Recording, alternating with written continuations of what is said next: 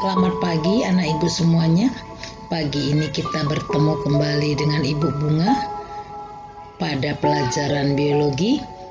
Judul materi kita pada pagi ini adalah jamur atau fungi. Selamat pagi untuk anak ibu semuanya. Semoga pagi ini dalam keadaan sehat dan tetap semangat dalam mengikuti pelajaran biologi secara daring. Baiklah, kita akan mulai dengan memahami klasifikasi 5 kingdom. Nah, yang disebut dengan klasifikasi 5 kingdom adalah terdapatnya Monera, Protista, fungi, plantae, dan animalia. Fungi berada dalam kelompok ini. Oke.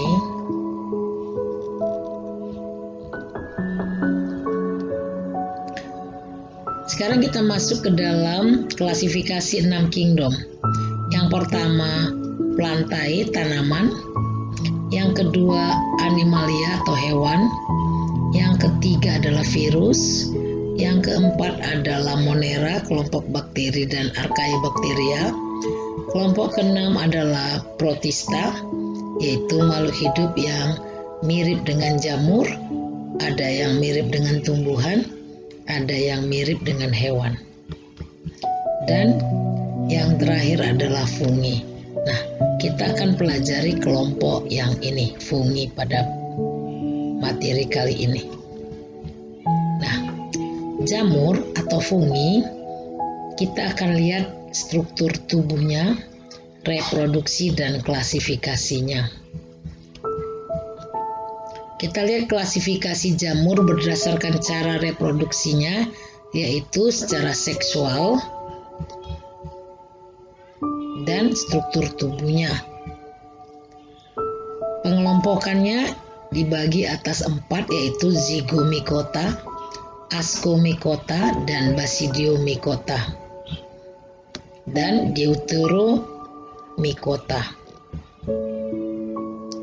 Jamur disebut juga dengan fungi, disebut juga dengan cendawan, disebut juga dengan kapang, disebut juga dengan kulat, dan dalam bahasa Yunani Mycos, mikologi atau ilmu yang mempelajari tentang jamur. Nah, sekarang kita lihat ciri-ciri jamur. Pertama, jamur merupakan organisme eukariotik, artinya bahwa jamur sudah memiliki membran inti sel. Yang kedua, jamur ada yang bersifat uniseluler, itu artinya bersel satu, contohnya ragi. Kemudian ada jamur yang multiseluler, contohnya jamur tempe dan jamur tiram. Yang ketiga, dinding sel dari jamur mengandung kitin, yaitu polisakarida seperti pada kepiting atau udang. Yang keempat, jamur tidak berklorofil, jadi tidak dapat membuat makanannya sendiri. Karena tidak dapat membuat makanannya sendiri, maka jamur dikelompokkan adalah hidup secara heterotrof dengan jalan parasit, ya, menumpang dan merugikan inangnya. Kemudian ada yang simbiosis mutualisme, saling menguntungkan.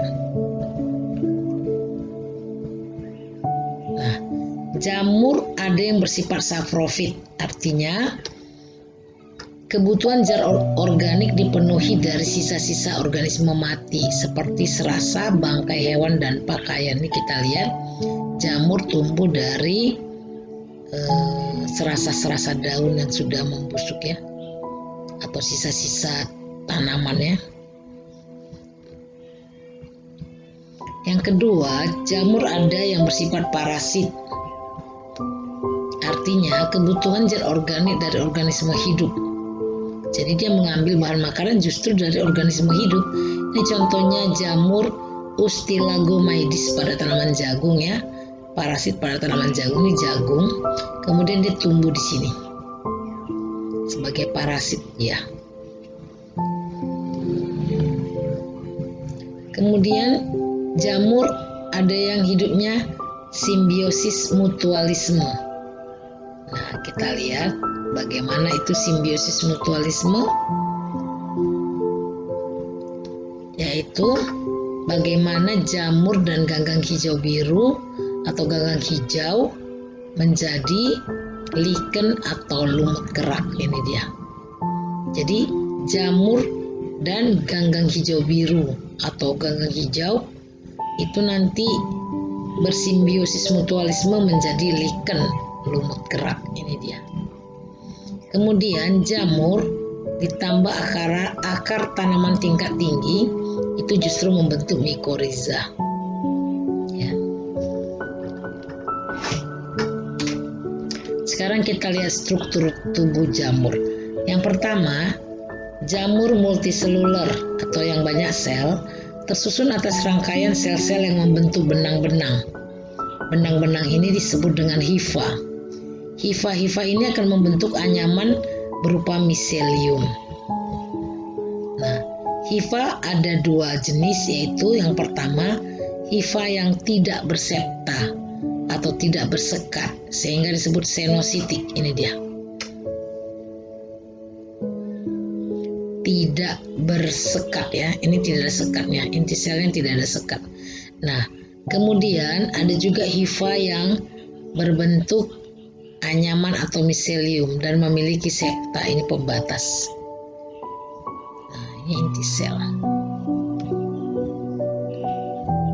Nah, kita lihat di sini fungsi hifa pada jamur adalah yang pertama untuk menyerap makanan.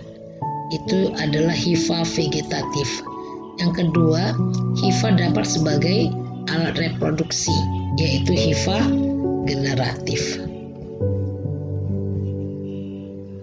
Nah, ini contoh struktur tubuh jamur.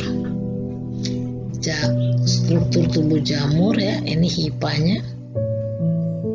Kemudian ada septumnya. Kemudian ada nukleusnya. Ini ada pembatas ya.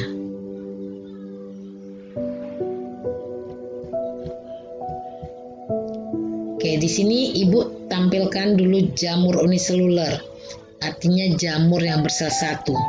Itu contohnya pada ragi ya, ragi roti. Ya.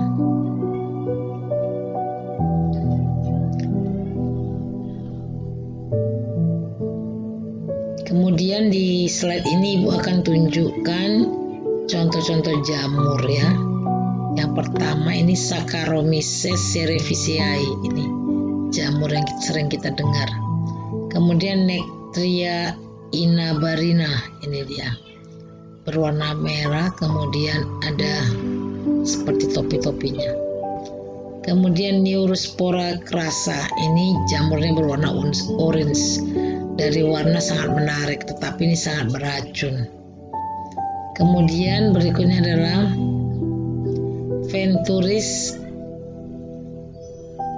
Ya, ini pada jeruk nipis ya, yang menyebabkan kulit jeruk nipis itu kelihatan berwarna hitam berbintik-bintik. Demikianlah pembelajaran kita pada hari ini. Semoga apa yang Ibu jelaskan, Ibu terangkan dapat kalian pahami.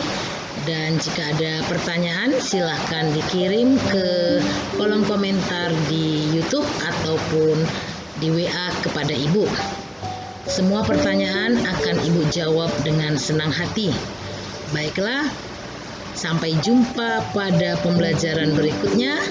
Salam sehat.